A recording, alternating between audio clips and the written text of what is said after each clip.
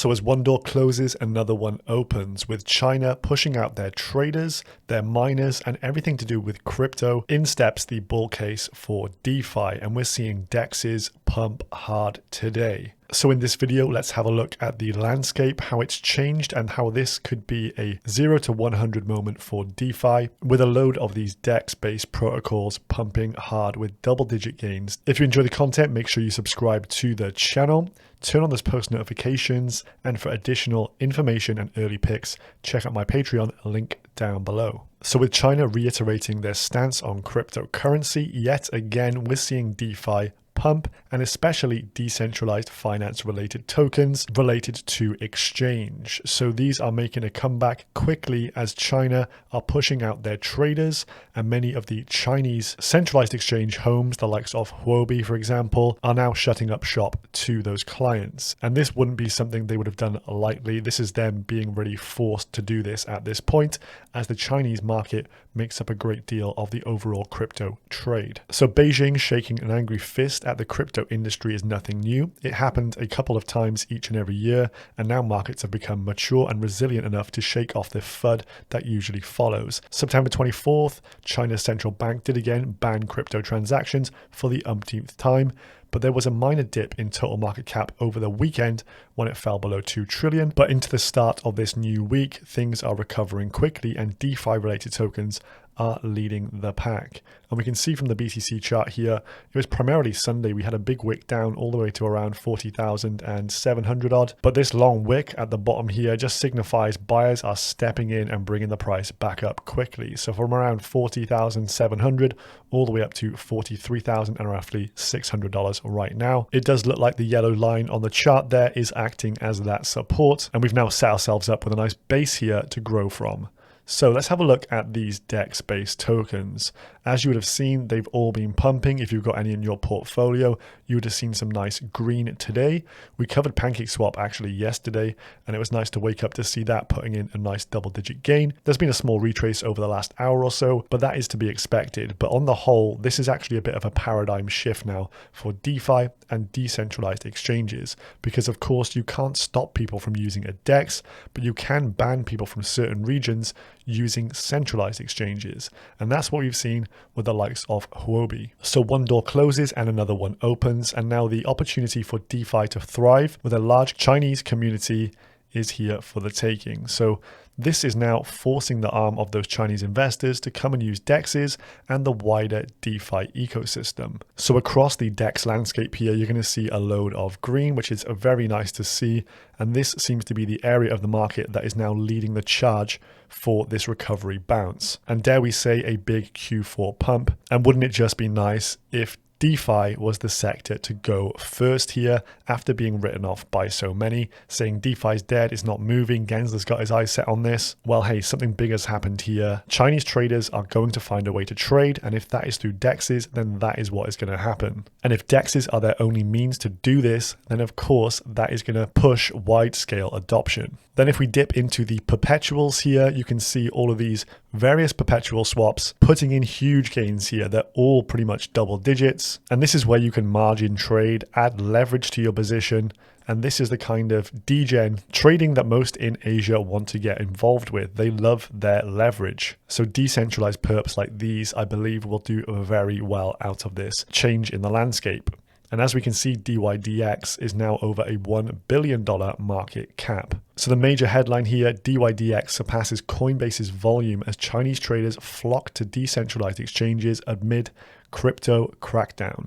So the DEX processed 15% more in spot trading than Coinbase. So this is a very big day for Antonio here. As described by this article, DyDx did 4.3 billion in trade and Coinbase did 3.7 billion. So the founder here, Antonio, is a former Coinbase employee. So this is a big celebration for him.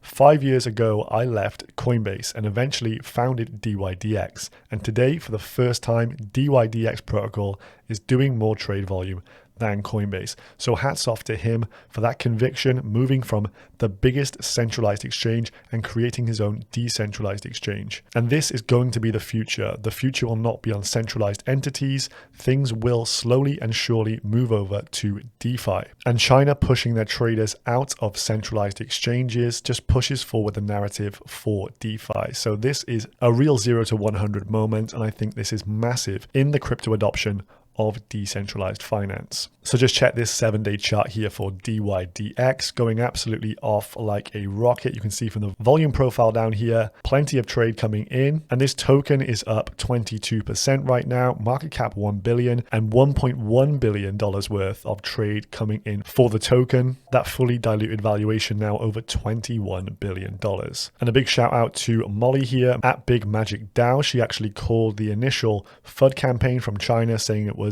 old news being recirculated. She was correct on that. And then yesterday in the morning, she actually put this, saw lots of people on WeChat talking about aping into FTT and DyDx. And the time of this tweet came around this point on the charts. So she pretty much supplied the news before the move took place. So well worth giving her a follow for updates on the Chinese market. So this was Huobi having their arm twisted and finally having to ban their Chinese users, and they would not have done this lightly.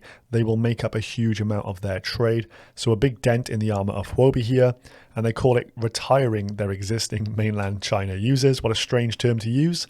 Huobi Global has ceased account registrations, so no new Chinese accounts can be set up effective from September 24th, so backdated from the announcement. And it says they will gradually retire the existing mainland China users' accounts by December 31st this year.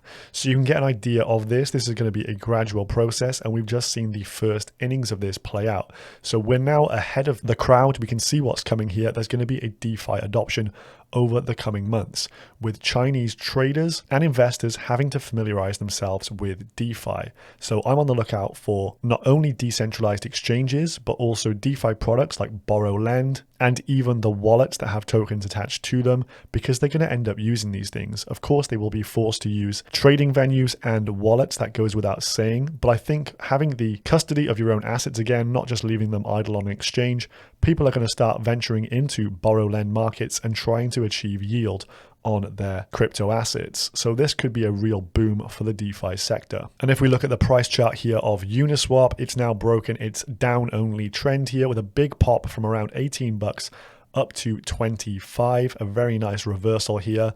And you can see again the big volume coming in for Uni. These are the moments when people realize we have to use DEXs. They're going to be huge in the future, and it will just become second nature to use a DEX over time. And this is where all the trading volume will end up. And what a glorious day for a favorite of mine here when I'm invested in Woo Network with the Woo token. Many people believe this is just a centralized exchange token, but they're more a piece of liquidity infrastructure for both CeFi and DeFi here. So both centralized exchanges and decentralized exchanges use the liquidity of the Woo network. And we're seeing a big pop of 36% over the last 24 hours.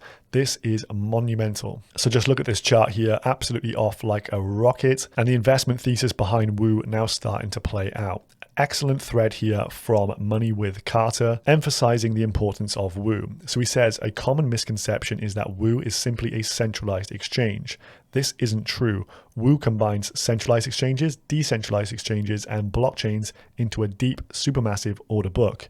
Imagine the volumes of Sol, ETH, BSC, Polygon in one decentralized pool. Woo is liquidity infrastructure. So with Woo, you can access liquidity from absolutely anywhere, no matter what chain you're on, and you can trade purely on DeFi or on the WooX exchange, which has a massively deep order book. It's an open network with immense volume. Users have choice. So he says that Woo is on track to become one of the largest exchanges in the world. Coinbase, for example, has 25x more volume, yet Woo is 3x more liquid. Huobi at the time, 118x more volume. Woo 2x more liquid. And so where are the traders going to end up? They're going to go where the most depth is. And not to mention owning the Woo token, if you want to go on the centralized exchange, WooX, gets you massive fee discounts and actually gives you rebates if you're trading enough. And as we saw, DyDx surpassing Coinbase's trading volume today, well, guess who supplies the majority of their liquidity? 45% comes from Woo. So if you are bullish on DyDx, you're inherently bullish on the Wu token as well. So this is all from the guys behind Kronos Research, some of the biggest traders in the industry, and they've literally positioned their liquidity everywhere. So no matter what exchange you're on, you're probably using some of the Wu liquidity. And as the demands for decentralized exchange increase, this will all mean additional revenue for Wu, and they take their trading fees and use it to buy back and burn the Wu token. So I'm expecting some big movements on the Wu token coming up, and I'm surely going to cover those in an updated video soon. So big winners here: Uniswap, Wu Network, DyDx, all putting in massive gains, but the inner degen in me wanted to go a step further and pick up another piece of the puzzle here. And so I looked at these perpetuals here, had a little look through the various interfaces and what they had on offer, had a look at Defi protocol, and this one's only on Ethereum. It offers leverage at 20x, but its interface was rather unappealing to me, and that's got a market cap of $26 million. So I went down to look at Sake token and the SakeSwap protocol with a market cap of just $3 million.